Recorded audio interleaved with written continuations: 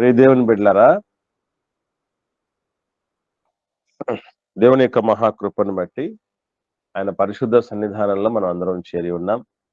ఇటు గొప్ప కృపా భాగ్యమును మనందరికీ ఉచితముగా అనుగ్రహించిన ఆత్మల కన్నత నేను దేవునికి క్రీస్తు ద్వారా కృతజ్ఞతాస్తుతి స్తోత్రాలు నేను చెల్లిస్తూ మీకందరికీ ప్రభువైన యేసు క్రీస్తు నామంలో శుభములు వందనములు తెలియజేస్తుంటున్నాను.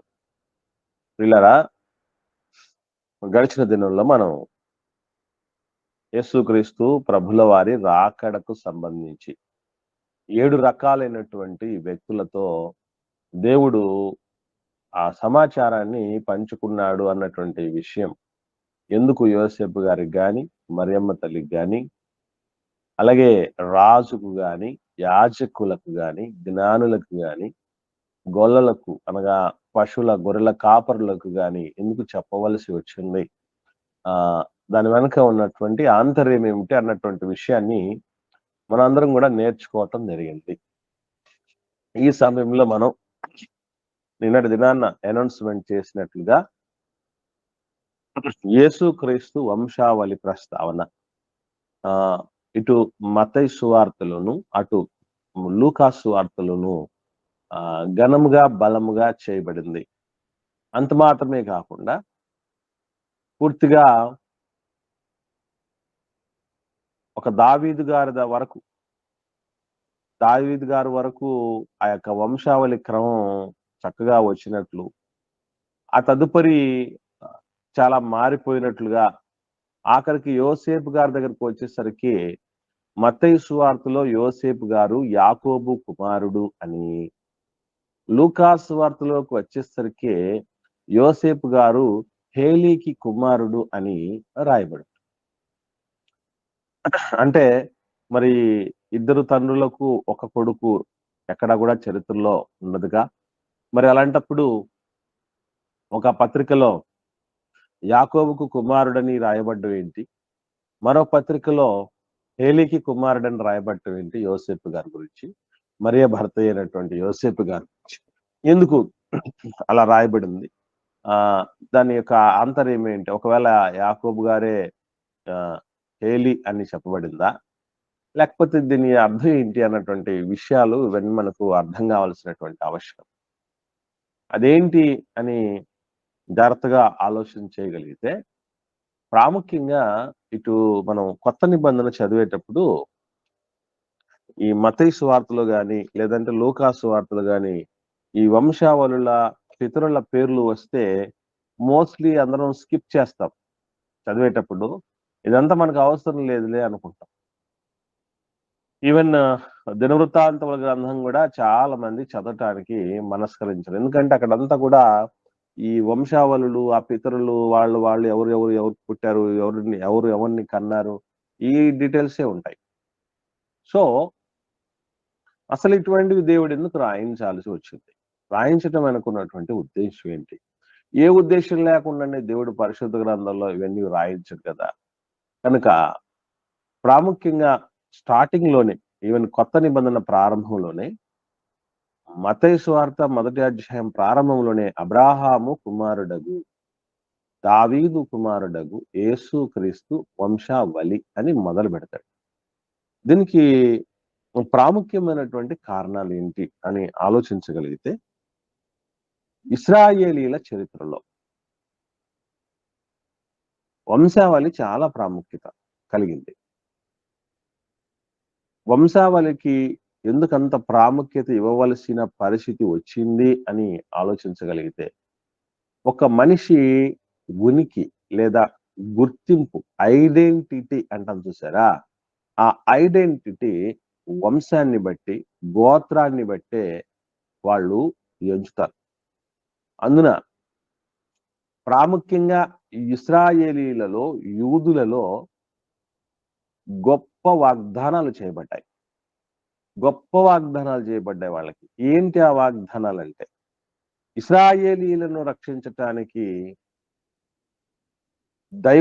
దైవరాజ్య స్థాపన చేయటానికి ఒక కొత్త రాజ్యం, సమాజం, ప్రపంచం కని విని ఎరుగని రాజ్య స్థాపన చేయటానికి ప్రజాపతిగా అంటే లోకాన్ని ఉద్ధరించేటటువంటి వాడు, లోకానికి ఒక తండ్రి లాంటి పాత్రను పోషించేవాడు, విమోచించేవాడు రాబోతాడు అన్నటువంటి ఆ మేజర్ సైన్, ప్రాముఖ్యమైనటువంటి ఆ గుర్తు ఎవరు అని గుర్తించుట కొరకు వారికి ఉన్నటువంటి ఒకే ఒక ప్రాముఖ్యమైన ఆధారం వంశావళి. ఇది ఈ వంశావళిని కాపాడబడటం కోసం ప్రాముఖ్యంగా ఆయా ప్రభుత్వాల వాళ్ళు ఏం చేసేవాళ్ళంటే జనాభా లెక్కలు సేకరణ జరిగేది. మనకు తెలుసు యేసుక్రీస్తు ప్రభుల వారిని నిండు గర్భవతిగా కలిగి ఉన్నప్పుడే మరియమ్మ తల్లి ప్రజా సంఖ్య రాయబడాలి అని సీజర్ చక్రవర్తి ఆజ్ఞ అయినప్పుడు ఎవరెవరైతే ముఖ్యంగా వంశావళి లెక్కింపు అన్నది స్త్రీల పేరిట ఉండదు, అది ఖచ్చితంగా పురుషుల పేరిటే ఉంటుంది. ఇది మనం ఎట్లా కనుక్కోగలం అని ఆలోచించగలిగితే ప్రాముఖ్యంగా ఎక్కడ వంశావళి గురించి రాయబడుతూ ఉన్న పురుషుల పేర్లే ప్రస్తావిస్తూ ఉంటారు. మీరు ఎప్పుడు మనం గమనించగలిగితే అబ్రహాము ఇస్సాకును కలను, ఇస్సాకు యాకోబును కనెను, యాకోబు యూదాను అతని అన్నదమ్ములను కనెను అని ఇవన్నీ కూడా స్త్రీల ప్రస్తావన లేకుండా పురుషుల గురించి రాయబడుతూ ఉంటాయి. ఎందుకంటే బైబిల్ గ్రంథం అంతట్లో కూడా రెండు మామూలు లోకంలో రెండు రకాలైన వ్యవస్థలు ఉన్నాయి. మాతృస్వామ్య వ్యవస్థ, పితృస్వామ్య వ్యవస్థ అని. మాతృస్వామ్య వ్యవస్థ అని అంటే కుటుంబానికి హెడ్ అమ్మ అని, యజమానురాలుగా అమ్మ అన్ని రకాలుగా ఉండి చూసుకునేది మాతృస్వామ్య వ్యవస్థ. పితృస్వామ్య వ్యవస్థ అని అంటే దానికి హెడ్ గా అంతా కూడా పురుషుడు లేదా తండ్రి ఉంటాడు. సో మనం ఈరోజు ఇండియాలో లేదంటే తెలుగు వాళ్ళ మధ్య పాటిస్తున్నటువంటి వ్యవస్థ పితృస్వామ్య వ్యవస్థే. ఇస్రాయేలులో కూడా పితృస్వామ్య వ్యవస్థని దేవుడు ఏర్పాటు చేయటం అనేది జరిగింది. అందుకే మీరు ఆ ప్రజా సంఖ్య రాయబడటానికి వెళ్ళేటప్పుడు ఏం జరిగిందో ఒక చిన్న విషయం జాగ్రత్తగా ఆలోచించగలిగితే, 2వ అధ్యాయము లూకాసు వార్త చూద్దాం. లూకాసు వార్త ఈ ప్రజా సంఖ్య రాయబడ్డానికి వెళ్ళేటప్పుడు అక్కడ ఒక ప్రస్తావన మనం జరిగింది. మనం చాలాసార్లు చదివి ఉన్నా కూడా మనకు అది స్ట్రైక్ అయి ఉండదు. 2వ అధ్యాయము 4-5 వచనాలను జాగ్రత్తగా మనం పరిశీలన చేయగలిగితే ఒకరు చదవండి. యోసేపు దావీదు వంశంలోను గోత్రంలోను పుట్టినవాడు గనుక తనకు భార్యగా ప్రదానము చేయబడి గర్భవతివై ఉండిన మరియతో కూడా ఆ సంఖ్యతో వ్రాయబడుటకు గలియలోని నజరేతు నుండి యూదాలోని బెత్లెహేము అనబడిన దావీదు ఊరికి వెళ్ళెను. గమనించండి, ఇక్కడ మరియమ్మ గారి ప్రస్తావన ఉందా లేకపోతే యోసేపు గారి ప్రస్తావన ఉందా? ఈ గోత్రాల గురించి మాట్లాడేటప్పుడు యోసేపు గారి గురించే ఉంది. యోసేపు దావీదు వంశములో గోత్రములో పుట్టినవాడు. నేను అడుగుతున్నాను, మరియమ్మ గారికి గోత్రం లేదా, వంశం లేదా? అయినను యోసేపు దావీదు వంశంలో గోత్రంలో పుట్టాడని ఎందుకు ఆయన ఒక్కని గురించే చెప్తున్నాడు అనేటువంటి విషయం గమనించగలిగితే మనం, సో యేసుక్రీస్తు వంశావళి ప్రస్తావన అనేది ఎందుకు అటు మత్తయి సువార్తలో ఇటు లూకాసు సువార్తలో అంత స్ట్రాంగ్ గా దేవుడు చేయటం జరిగింది, ప్రతిదీ కూడా ఆధారాలతో ఇవ్వటం జరిగింది అన్నటువంటి విషయాన్ని ఆలోచన చేస్తూ ముందుకు సాగుతూ వస్తున్నాం.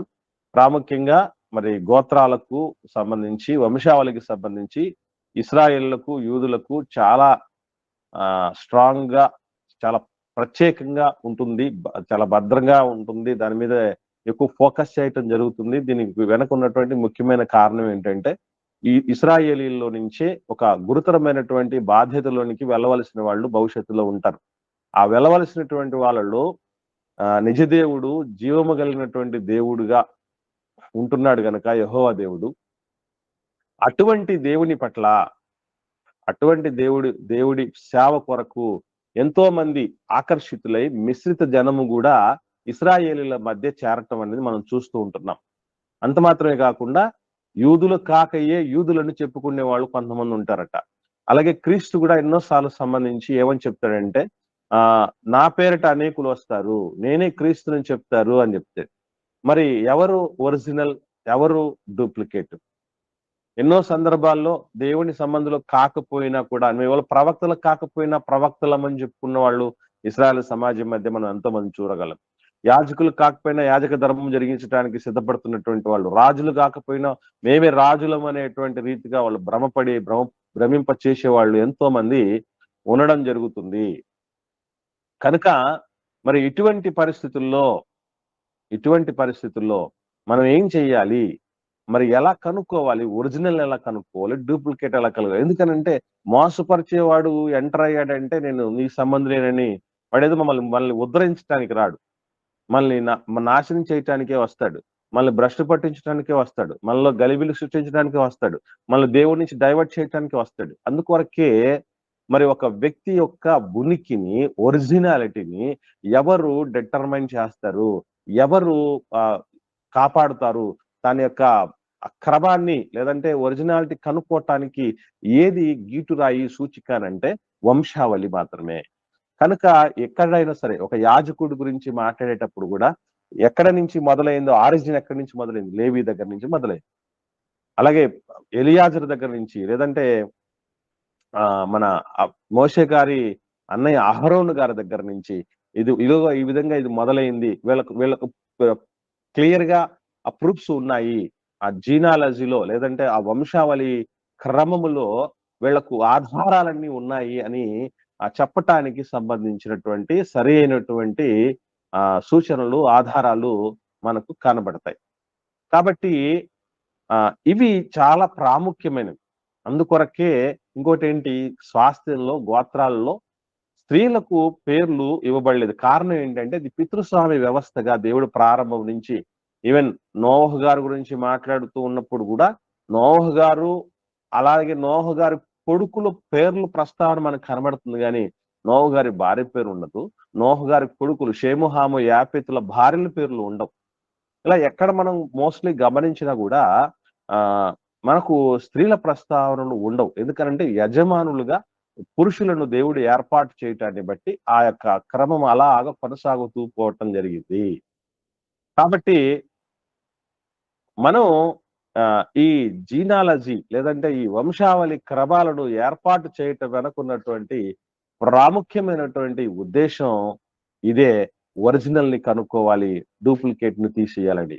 యేసుప్రభు చెప్పినట్లుగా అనేకులు నా పేరట వస్తారు, నా పేరట వచ్చి మిమ్మల్ని కలవరపరుస్తారు, మిమ్మల్ని మోసం చేస్తారు. అంటే యేసుప్రభు పేరట వచ్చిన వాళ్ళు మోసం చేస్తారని చెప్పడం జరిగింది.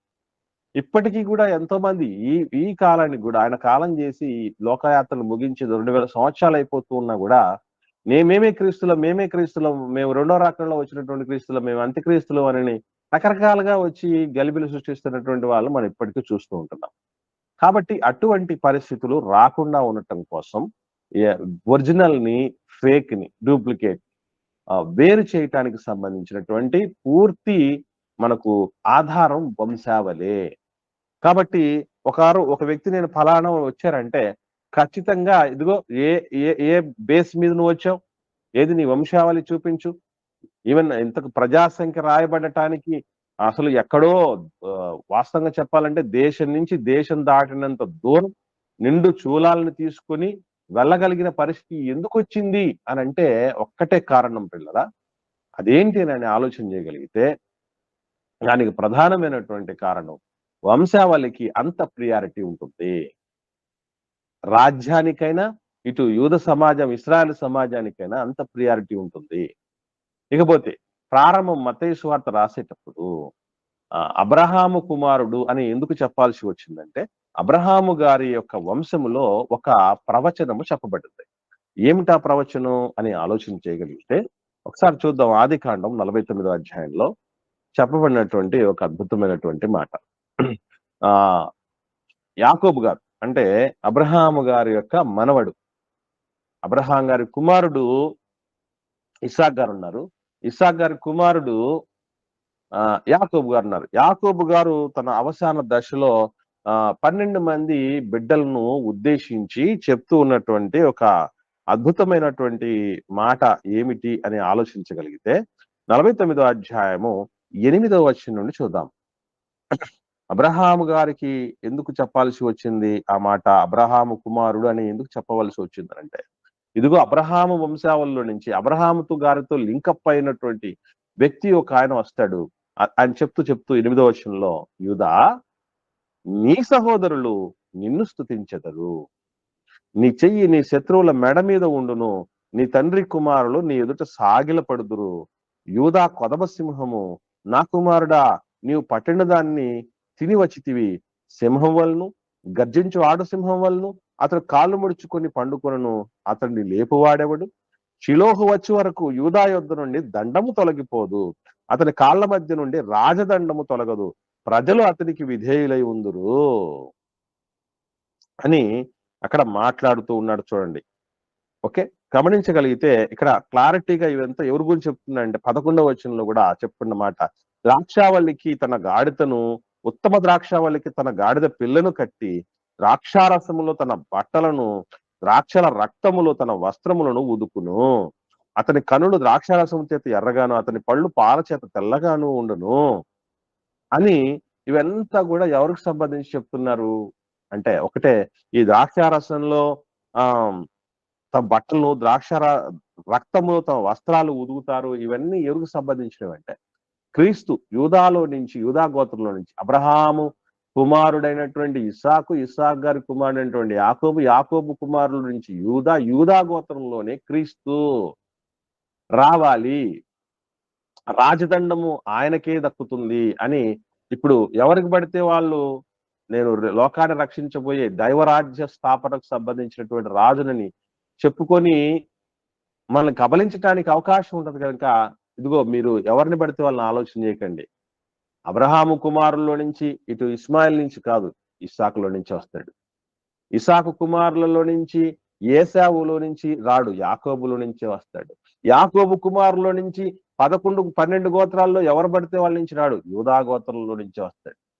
అదొక ఆర్డర్, అదొక జీనాలజీ, అదొక క్రమమైనటువంటి పద్ధతిలో రక్షకుడిని చేరువ చేయటానికి ఏర్పాటు చేయబడింది. అందుకే వంశావళుల గురించి అంత స్ట్రాంగ్ గా మాట్లాడటం అనేది జరుగుతుంది. ప్రియుల విషయం గమనించాలి. ఇక యాకోబు, మన దావీదు గారికి దేవుడు చెప్పినటువంటి వాగ్దానం ఏమిటి అని ఆలోచించగలిగితే, మనకు సమూయేలు 2వ గ్రంథంలో 7వ అధ్యాయం చూద్దాం. సమూయేలు 2వ గ్రంథం 7వ అధ్యాయంలో చెప్పబడినటువంటి ఒక మాట ఆలోచన చేయగలిగితే, ఒకసారి 7వ అధ్యాయము 12వ వచనం చూడగలిగితే, 12వ వచనము, నీ దినములు సంపూర్ణములగునప్పుడు నీవు నీ పితరులతో కూడా నిద్రించిన తర్వాత నీ గర్భము నుండి వచ్చిన నీ సంతతిని హెచ్చించి రాజ్యమును అతనికి స్థిరపరచెదను. అతడు నా నామ ఘనత కొరకు ఒక మందిరమును కట్టించును, అతని రాజ్య సింహాసనమును నేను నిత్యము స్థిరపరచెదను. నేను అతనికి తండ్రినై ఉండును, అతడు నాకు కుమారుడై ఉండును. అతడు పాపము చేసిన నరదండములతోనూ మనుషులకు తగులు దెబ్బలతోనూ అతను శిక్షించును గాని, నిన్ను స్థాపించుటకే నేను కొట్టివేసిన సౌలునకు నా కృప దూరమైనట్లు అతనికి నా కృప దూరము చేయను. అసలు వాస్తవంగా చెప్పగలిగితే ఇక్కడ చెప్తున్నటువంటి ఈ మాట, యాకోబు దావీదు గారితో దేవుడు చెప్తున్నటువంటి మాట, నా నామ ఘనత కొరకు ఒక మందిరాన్ని కట్టిస్తాడండి. ఇక్కడ ప్రాఫెసీలు 2 రకాలు. ప్రాఫెసీలు మేజర్ గా అంటే ఒకరికే ప్రత్యేకంగా అని చెప్పబడినటువంటి ప్రాఫెసీలు ఉంటాయి. డ్యూయల్ ప్రాఫెసీ, మల్టిపుల్ ప్రాఫెసీలు అనేవి ఉంటాయి. అంటే డ్యూయల్ ప్రాఫెసీ అంటే ఒకే ప్రవచనము ఇద్దరికి సంబంధించి చెప్పబడి ఉంటుంది. ఫర్ ఎగ్జాంపుల్ ఇక్కడ కూడా మనం చూడగలిగితే ఇది సొలొమోను గారి కోసం ప్లస్ యేసు ప్రభు కోసం కూడా. ఎందుకంటే యేసు ప్రభు కట్టబోయేటటువంటి దేవాలయం ఒకటి ఉంది, దేవుని రాజ్యము, దేవుడి సంఘం అనే దేవాలయం. ఆ దేవాలయాన్ని కట్టబోయేటటువంటి వాడు వస్తాడు. ఆ వచ్చేటువంటి వ్యక్తి ఎవడెవడు అని మీరు అనుకోకుండా దావీదు గర్భవాసుల నుంచి వస్తాడు. యెషయ మొద్దు నుంచి చిగురు పుడుతుంది, దావీదు వేరు చిగురు అనేటువంటి మాటలు ఇవన్నీ మనం ఎవరిని సూచిస్తాయంటే యేసు ప్రభువును సూచిస్తాయి. అంటే అబ్రహాము గర్భవాసంలో నుంచి వచ్చినటువంటి దావీదు గారు, దావీదు గర్భవాసంలో నుంచి వచ్చినటువంటి ఈ యోసేపు గారు ఉన్నారు చూసారా, యోసేపు గారి జీనాలజీ క్రమం ఎవరికి సంబంధించింది అది అంటే దావీదు గారి వంశావళికి సంబంధించి. దావీదు గారు ఎవరికి సంబంధించిన వాడు అంటే అబ్రహాము గారి వంశావళికి సంబంధించిన వాడు. కనుక ఇదంతా మనం అలా చూడగలిగితే ప్రతి దానికి పర్ఫెక్ట్ లింకప్స్ ఉంటూ ఆ ట్రాక్ అది. ఇప్పుడు మనం ఒక ట్రైన్ జాగ్రత్తగా ఒక చోట ఆరిజిన్ లో ప్రారంభమయ్యి గమ్యానికి డెస్టినేషన్ కి చేరుకోవాలంటే కంపల్సరిగా పట్టాలు ఉండాలి చూసారా, ఆ పట్టాలే వంశావళుడు. అందుకే వంశావళి విషయంలో ఆ సంఖ్య రాయబడే సమయానికి ఖచ్చితంగా అందరూ వెళ్ళాలన్నటువంటి రూల్ కంపల్సరీగా ఉండేది. అదే ప్రతి దానికి ఆధారం. భూమిని పంచుకోవటానికి సంబంధించి నేనే ఇప్పుడు మనకు తెలుసు ఎంతమంది తప్పుడు పత్రాలు సృష్టిస్తూ ఉన్నారు. కాబట్టి భూస్వాస్థ్యం పంచుకోవాలి అన్నా, రాజరికపు వ్యవస్థలోనికి వారసత్వంగా రావాలి అన్నా ఎవరన్నా, లేదంటే యాజకత్వం చేయాలి అన్నా ప్రతి దానికి వంశావళి ప్రాముఖ్యమైంది. ఇక మరొక మంచి విషయం మీకు నేను మీకు అందించిన తర్వాత నేను ముగిస్తాను. వాస్తవంగా మత్తయి సువార్తలో మనం ప్రారంభంలో అనుకున్నట్టు మత్తయి సువార్తలో మొదటి అధ్యాయంలో చూడగలిగితే మనకు యోసేపు గారి యొక్క తండ్రి ఎవరిని చెప్పబడుతుంది అని ఆలోచించగలిగితే ఒకసారి చూద్దాం. మత్తయి సువార్త మొదటి అధ్యాయంలో 16వ వచనం చూద్దాం. 16వ వచనం, యాకోబు మరియ భర్త అయిన యోసేపును కన్నెను అని ఉంటుంది చూడండి. అంటే యోసేపు గారి తండ్రి పేరు ఏం పేరు అని రాయబడిందండి ఇక్కడ? యోసేపు సన్న ఎవరు? యాకోబు, జేకబ్ అంటారు. యాకోబు కుమారుడు యోసేపు అని రాయబడింది. లూకాసు వార్తకు వద్దాం మనం. లూకాసు వార్త 3వ అధ్యాయంలో 23వ వచనం చూద్దాం. 23వ వచనం,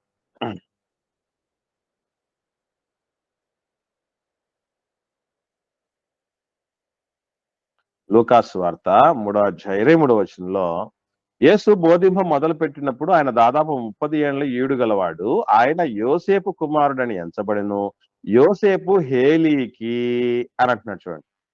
అంటే హేలీకి కుమారుడు. లాస్ట్ లోకి వస్తే ఇవన్నీ చెప్తూ ఆ కుమారులు వీళ్ళు ఫలానా వ్యక్తులకు కుమారులు అని చెప్పుకుంటూ వస్తాడు, గమనించండి. కాబట్టి ఇక్కడ యోసేపు సన్ ఆఫ్ హేలీ అని రాయబడింది. ఇది ఎందుకు అని ఆలోచన చేయగలిగితే చాలా మంది అంటే పండితులు, బైబిల్ పండితులు ఇచ్చినటువంటి ఒక వివరణ ఏంటంటే స్త్రీ పురుషులు వివాహం చేసుకుంటున్నారంటే వాళ్ళు ఖచ్చితంగా ఒకే గోత్రానికి చెందిన వాళ్ళే ఉండాలి. గోత్ర స్వాస్థ్యము ఒక గోత్రం నుంచి ఇంకో గోత్రంలోనికి వెళ్ళకూడదు. మనకు అందుకే మీరు చూడగలిగితే నిర్గమకాండం ప్రారంభంలో చూడగలిగితే 2వ అధ్యాయం ప్రారంభంలో చూస్తాం ఒకసారి. మనకు అక్కడ ఏమని రాయబడుతుందంటే, లేవీయుడు ఒకడు వెళ్ళి లేవీయుల కుమార్తెను పెళ్లి చేసుకున్నాడు అనే మాట ప్రారంభంలోనే కనబడుతుంది. లేవి వంశస్థుడు ఒకడు వెళ్ళి లేవి కుమార్తెను వివాహం చేసుకున్నాను అంటే ఎందుకు ఇట్లాగా అంటే మనకు క్లారిటీగా మోషే గారి ధర్మశాస్త్రంలో ఉన్నటువంటి ఆజ్ఞ ఏంటయ్యా అంటే సంఖ్యాకాండం చూద్దాం ఒకసారి సంఖ్యాకాండం 36వ అధ్యాయము 8-9 వచనాలు జాగ్రత్తగా చూద్దాం. సంఖ్యాకాండం 36వ అధ్యాయం 8-9 వచనాల్లో, ఇశ్రాయేలీయులకు వారి వారి పితరుల స్వాస్థ్యము కలుగునట్లు ఇశ్రాయేలు గోత్రములలో స్వాస్థ్యము గల ప్రతి కుమార్తెయు తన తండ్రి గోత్ర వంశములోనే పెళ్లి చేసుకునవలెను. స్వాస్థ్యము ఒక గోత్రములో నుండి వేరొక గోత్రమునకు పోకూడదు. ఇశ్రాయేలు గోత్రముల వారి వారి స్వాస్థ్యములోనే నిలిచి ఉండాలి అని రాయబడింది. సో ఇక్కడ మనం ఎందుకు ఈ ప్రస్తావన చేయటం జరిగిందని అంటే, అటు యోసేపు గారు గాని ఇటు మరియమ్మ గారు గాని ఇద్దరు యూదా వంశానికి చెందిన వాళ్లే ఉండాలి. యూదా వంశానికి చెందిన వాళ్ళ అయితేనే వివాహం చేసుకోవాలి. కాబట్టి ఇప్పుడు ఇద్దరు దావీదు గారితో లింకప్ అయి ఉండాలి, ఇద్దరు అబ్రహాం గారితో లింకప్ అయి ఉండాలి. అదే మనకు క్లారిటీగా ఇటు మత్తయి సువార్తలో అటు లూకాసు సువార్తలో తెలియపరచడం జరుగుతుంది. ఇక్కడ డిఫర్మెంట్ ఎక్కడ రావటానికి అవకాశం ఉంది అని ఆలోచించగలిగితే పిల్లరా, మనం మరలా మత్తయి సువార్తకు వద్దాం. అందులో చెప్పబడినటువంటి మాట అంటే ఎక్కడి నుంచి మనకు వేరియేషన్స్ మొదలవుతాయి అని ఆలోచన చేయగలిగితే, ఇక్కడ మొదటి అధ్యాయం మత్తయి సువార్తలో 6వ వచనం నుండి చూడగలిగితే, యెషయి రాజైన దావీదును కనెను. ఊరియా భార్యగా నున్న ఆమె యందు దావీదు సొలొమోనును కనెను అని దావీదు గారి నుంచి సొలొమోనుకి లింకప్ చేయటం జరుగుతుంది. ఇదంతా కూడా దావీదు గారు, సొలొమోను, రెహబాము, ఆసా వీళ్ళందరూ కూడా ఎవరినంటే రాజులు వీళ్ళు. యేసు ప్రభు రాజవంశములో వస్తాడు అని చెప్పబడిన మాట. రాజదండం యూదాలో నుంచి వస్తుంది. అలాగే నీ రాజ్య సింహాసనం మీద ఒకడు కూర్చుంటాడు. ఖచ్చితంగా స్థిరంగా ఉంటుంది నీ సింహాసనం అని దావీదు గారు చెప్పింది. దేన్ని బట్టేనంటే నీ వంశావళిలో నుంచి రావాల్సిన పరిస్థితి ఉంది అని చెప్పడానికి. ఇదే వంశంలో అటు దావీదు గారు, సొలొమోను గారు, ఆ తదుపరి ఆఖరికి యోసేపు గారు. ఇదంతా కూడా రాజవంశము. ఇకపోతే లూకా సువార్తలో కూడా ఎవరైతే ఈ మాట చెప్పబడిందో ఒకసారి మన దావీదు గారి దగ్గరికి వస్తే, దావీదు గారి దగ్గరికి వచ్చినప్పుడు ఇక్కడ మనకు చెప్పబడినటువంటి ఆ ఆర్డర్ లో జాగ్రత్తగా మనం గమనిస్తే 31వ వచనం చూద్దాం. 3వ అధ్యాయం 31వ వచనం. ఎల్యాకీము మెలెయాకు, మెలెయా మెన్నాకు, మెన్న మత్తతాకు, మత్తత నాతానుకు, నాతాను దావీదు అని అంటే దావీదు కుమారుడు నాతాను అని చెప్పి ఇక్కడ మాట్లాడుతున్నాడు. గమనించండి. అంటే దాని అర్థం ఏంటి? దావీదు గారికి ఉన్నటువంటి సొలొమోను అనే కుమారుడి యొక్క వంశావళి ఎక్కడ రాయబడింది అనంటే మత్తయి సువార్తలో రాయబడింది. అలాగే దావీదు గారి యొక్క మరొక కుమారుడైనటువంటి నాతాను వంశావళి లూకా సువార్తలో రాయబడింది. ఇది మనము గమనించాల్సినటువంటి విషయం. ఓకే అండి. ఒకసారి ఈ విషయాలు అంటే దావీదు గారికి మన సొలొమోను, నాతాను వీళ్ళందరూ కూడా పిల్లలు వాళ్ళు ఉన్నారు అని చెప్పడానికి సంబంధించి కూడా మనకు ఆధారాలు ఉన్నాయి.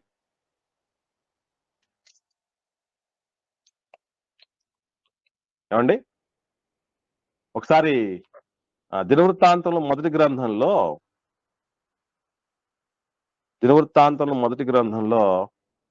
ఈ యొక్క వివరాలన్నీ కూడా రాయబడి ఉంటాయి చూడండి. లేవి కుమారుల గురించి ప్రారంభించడం మొదలు పెడతారు చూడండి.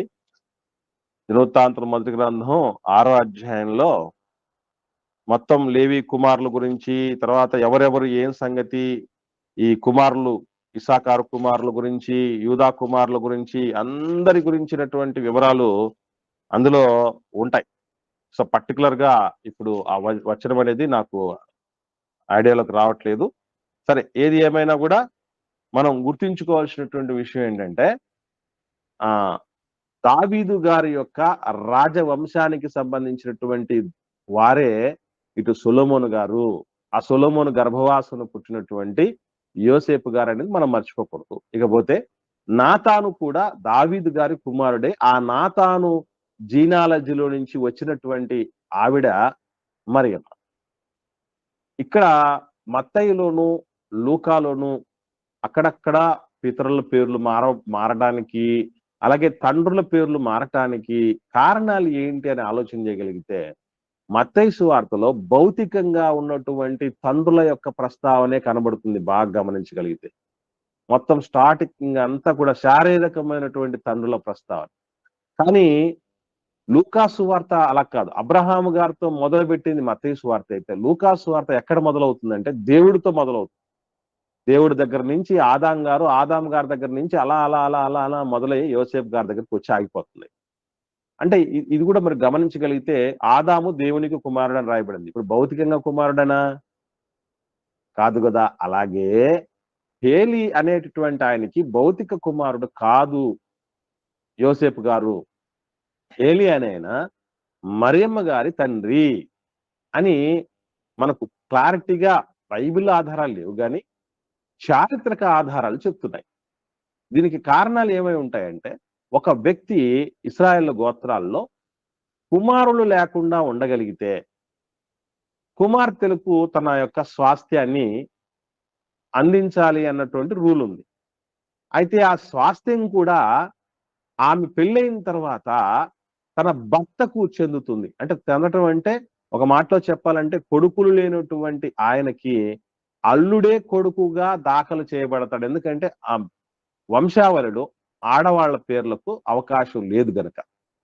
ఆ రీతిగా మరియమ్మ గారి భర్తగా మారినటువంటి ఆయన తన మామగారికి అధికారిక స్వాస్థ్యం కలిగినటువంటి వారసుడిగా ఉన్నాడు. అంతే తప్ప భౌతికమైన తండ్రి కాదు అన్నటువంటి వాదనను వాళ్ళు లేవనెత్తడం జరిగింది. రీజనబుల్ గానే ఉంది. ఎందుకంటే ఒకసారి సంఖ్యాకాండం చూద్దాం మనం.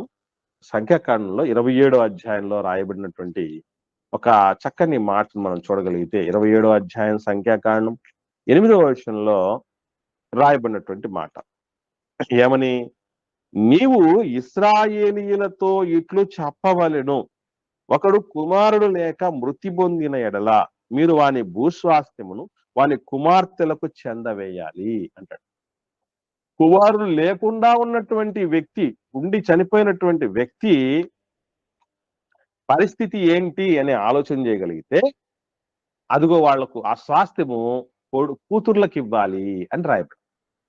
కాబట్టి కూతుర్లకు ఇవ్వబడినటువంటి స్వాస్థ్యం కూడా వాళ్ళకు పెళ్ళయ్యేంత వరకే వాళ్ళ దగ్గర ఉంటుంది. వివాహం అయిందంటే ఆ స్వాస్థ్యము గాని ఆ వారసత్వం గాని అల్లుళ్ళే కొడుకులుగా ట్రీట్ చేయబడడం జరుగుతుంది. ఇలా ఎన్నో సందర్భాల్లో జరిగింది దత్తత తీసుకోవటం అనేటువంటి దాని యొక్క పరిస్థితిని బట్టి జరగటం లేదు. సో ఏది ఏమైనా కూడా మనం గుర్తించాల్సిన విషయం, అటు యోసేపు గారు గాని ఇటు మరియమ్మ తల్లి గాని ఇద్దరు కూడా దావీదు వంశావళిలో నుంచి వచ్చినటువంటి వాళ్ళే. అలాగే ఆ దావీదు గారు అబ్రహాము నుంచి వచ్చినటువంటి వారే. అబ్రహాముకు ఎక్కడి నుంచి, నోహు గారి నుంచి రావటం జరిగింది. షేము గుడారము దీవించబడును గాక, నోహు కుమారులలో షేము నుంచి వచ్చినటువంటి వాళ్ళు అబ్రహాము గారు, అబ్రహాము గారి దగ్గర నుంచి వచ్చిన వాళ్ళు మన యాకోబు గారి నుంచి వచ్చిన వాళ్ళు యూదా నుంచి వచ్చినటువంటి వాళ్ళు దావీదు నుంచి వచ్చినటువంటి వాటిలో ఒకవైపు సొలొమోను, ఇంకొక వైపు నాతాను. ఇది ఈ వంశావళికి సంబంధించినటువంటి విషయాలు అంత చక్కగా రాయించటం వెనక ఉన్నటువంటి ప్రాముఖ్యమైన ఉద్దేశం. ఇది మనం గమనించగలగాలి. ఊరికే దేవుడు రాయించడం అనేది జరగదు కనుక ఇది మనం గమనించి వంశావళి చదివేటప్పుడు తప్పమని దాన్ని స్కిప్ చేసి మనం ముందుకు వెళ్ళిపోతాం. అలా వెళ్ళడానికి దేవుడు రాయించలేదు. ఎందుకు రకరకాలుగా రాయించడం జరిగిందండి. ఈవెన్ మత్తయి సువార్తలో కూడా 14 తరాలు 14 తరాలని కొన్ని ఆ యొక్క తరాలు కింద గ్యాపులు ఇచ్చుకుంటూ ఈ మధ్యలో ఈ బబులోని చెరకెళ్ళినటువంటి సందర్భాలు ఉన్నాయని కొన్ని ఇట్లా చెప్తూ రావటాన్ని బట్టి కొందరి పేర్లు స్కిప్ అవటం అనేది జరగటం, అలాగే లూకా గారైతే దేవుడితో మొదలు పెట్టడం, ఇవన్నీ జరగటాన్ని బట్టి కొన్ని పేర్లు డిఫర్ అవటం అనేది జరుగుతుంది. అయినా కూడా మనం దాని గురించి ఆలోచన చేయాల్సిన పని లేదు. ముఖ్యంగా మనం ఆలోచించాల్సింది ఏంటి అని అంటే, వంశావళిని దేవుడు రాయించటం వెనక ఎవరు కూడా అన్యాయం అయిపోకూడదు, మోసపరచబడకూడదు. ఒక స్వాస్థ్యం చెందాలన్నా గోత్రాలను బట్టే చూడాలి. ఈవెన్ ఎవరు తప్పు చేశారు అనేది కనుక్కోవాలన్న ఆకాను అనే అతను తప్పు చేశాడు. ఆ తప్పు చేసినటువంటి వ్యక్తిని కనుక్కోవడానికి సంబంధించి కూడా ఏం చేయటం జరిగింది, వంతుల చొప్పున మనం గోత్రాల చొప్పున నిలబెట్టినప్పుడు యూదా గోత్రం తేలింది. యూదా గోత్రంలో నుంచి పలానా ముని మనవడు, ఆయన నుంచి మనవడి నుంచి కొడుకు, ఇవన్నీ మనం చూస్తూ ఉంటాం. సో వీటిని చూసినప్పుడు కూడా మనం ఏం అర్థం చేసుకోవాలి అని ఆలోచన చేయగలిగితే, ఒకటే, అది ఖచ్చితంగా రాజు రాబోతున్నాడు, అటు యాజకుడు ప్రధాన యాజకుడిగా రాబోతున్నాడు, లోక రక్షకుడిగా రాబోతున్నాడు కనుక ఒరిజినాలిటీ ఉన్నప్పుడు డూప్లికేట్ ఉండడానికి ఎంతో అవకాశం. కాబట్టి అందుకొరకే దేవుడు క్లారిటీగా రాయించటం అనేది జరిగింది. ఈ విషయాన్ని ప్రియులు గమనించి మనము ముందుకు సాగాల్సినటువంటి ఆవశ్యకత ఉంది. ఈ పాఠం విషయంలో ఎవరికైనా ఏమైనా సందేహాలు ఉంటే దయచేసి అడగండి.